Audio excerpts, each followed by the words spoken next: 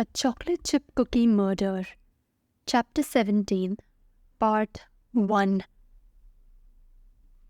Hannah was frowning as she approached the ballroom entrance with Andrea. What she'd learned had confirmed her suspicions. Max Turner wasn't at the Buttermakers convention. He'd been scheduled to give the opening speech, but he hadn't shown up and Gary Milkey had filled in for him.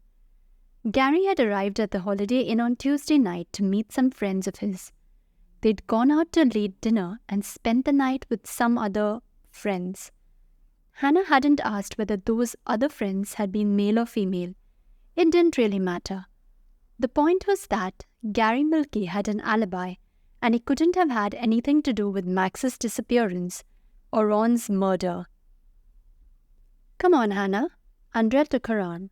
"We have to rescue Norman before the Hollenbach sisters drive him crazy." "I know. I just wish I could go home and think about this. There's something I'm missing." "Later. I'll come over and you can run your theories past me. Bill won't be home until late anyway." "How do you know that?" Hannah turned to her in surprise. "Reverend Knudsen told me."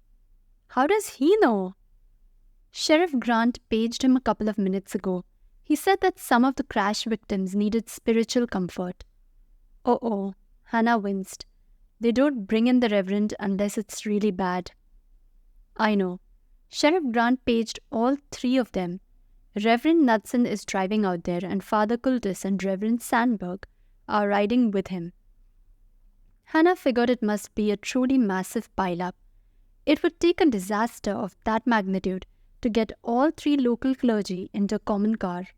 Father Cultus hadn't spoken to Reverend Knudsen since the Lutherans had beaten the Catholics at softball, and Reverend Strandberg had been privately denounced by the other two as a Bible-thumping zealot. They found Norman still talking with the Hollenbach sisters. He motioned for them to wait for just a moment, and then he turned back to Margaret. "I'll see you tomorrow at 10, Miss Hollenbach. I know you'll be pleased with the new technique. It's completely painless, and you'll walk out of the office so beautiful, your own sister won't recognize you." Hannah waited until they had walked away and then turned to Norman. "Your own sister won't recognize you?" "Okay, maybe I was laying it on a little thick, but I know she'll be happy. Say, how about coming in for—" "Forget it, Norman," Hannah interrupted him. "I know you're in recruiting gear, but don't even try. How about hitting the buffet tables before they pack up the food?" Andrea, catching Hannah's attempt to change the subject from dentistry to food, agreed. "Good idea. I had a bite with Bill, but I'm hungry again." Norman took Hannah's arm. "That's fine with me. My mother's on a health kick, and she doesn't cook anything except chicken and fish. If I don't get some red meat soon, I'm going to lose every ounce of my fabulous muscles." Andrea burst into delighted laughter, and then she took Norman's other arm. "You know, I'm really beginning to like you, Norman." "That's what they all say." Norman looked smug. "I tend to grow on people." "Like mold?" Both Hannah and Andrea asked in unison, and then broke into laughter with Norman. As Hannah filled her plate from the array of food, she mulled over the new facts she'd learned tonight. Gary Milkey had told her that delivering the opening speech was an honor, and there was no way that Max would have willingly missed it. Gary had also told her that he'd looked for Max when he noticed that his convention pass was still behind the counter at the hospitality booth. Since it was impossible to get into any of the meetings without it, he assumed that Max was ill and hadn't been able to come. Hannah followed Norman and Andrea to a table and began to eat her food. While she ate, she thought about the events that had occurred on the morning that Ron had been shot. Ron had seen Max in a meeting at 6:15. He'd even mentioned it to Danielle. But that was the last time anyone had spotted the owner of the Cozy Cow Dairy. She needed to find out who had been in the meeting with Max, but that seemed impossible. Andrea and Norman were carrying on a conversation as they ate, but Hannah was silent. She was too busy thinking about where Max might have gone. She really didn't know much about his private life, and she wasn't even sure if he had any friends. She'd have to remember to ask Betty about that. Hannah finished eating and dabbed at her lips with a napkin. She glanced down at her plate and was surprised to find that she'd eaten every morsel. "You must have liked the cod and aspic," Andrea commented, noticing Hannah's empty plate. "That was cod?" Hannah made a face.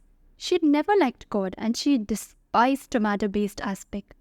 "I thought it was a jello mold." Norman looked concerned. "You seem preoccupied, Hannah. Is there something wrong?"